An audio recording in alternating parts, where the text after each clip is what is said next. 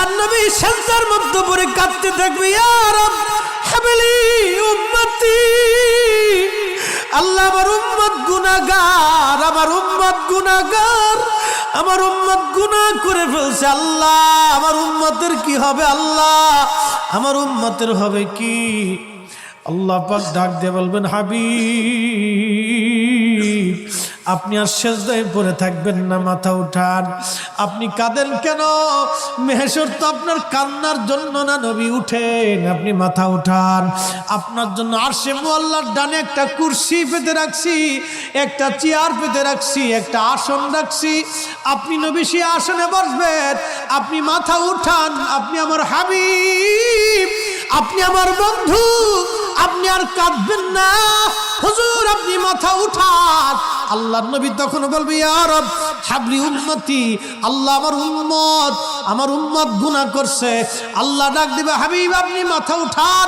আপনি সর্বপ্রথম হামদের পতাকা উড়াবেন, আপনি সুপারিশের পতাকা উড়াবেন, আপনি যাকে খুশি তাকে নিয়ে জান্নাতে চলে যান। একবার জোরে বলা যাবে কি সুবহানাল্লাহ?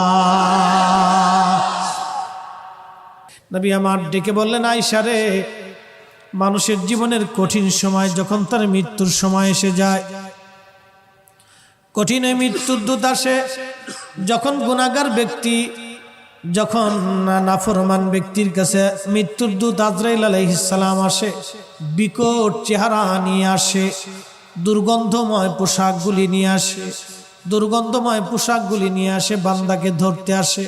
তখন এই আত্মাটা, রুহুটা মাথার দিকে একবার দৌড়ায় যায়, হাতের কোনার দিকে দৌড়ায় আসে, পায়ের তলার দিকে দৌড়ায় যায়, সারা শরীরের ভিতরে ছটফট করতে থাকে। তখন এই মৃত্যুর যন্ত্রণা বাড়তে থাকে, এত কঠিন যন্ত্রণা তার হয়। নবী বলেন, আয়েশা রে শোনো, একটা উট জ্যান্ত হালতে জবাই না দিয়ে উটের চামড়া ছিলাইলে যেই রকম কষ্ট হয়, আয়েশা রে এই উটটাকে জিন্দা হালতে 100 বার যদি উটের চামড়া তুমি সেলাও, যে পরিমাণ কষ্ট হবে আয়েশা, একজন বেঈমানের মৃত্যুটা এরকম ভয়াবহ কষ্ট হতে থাকবে।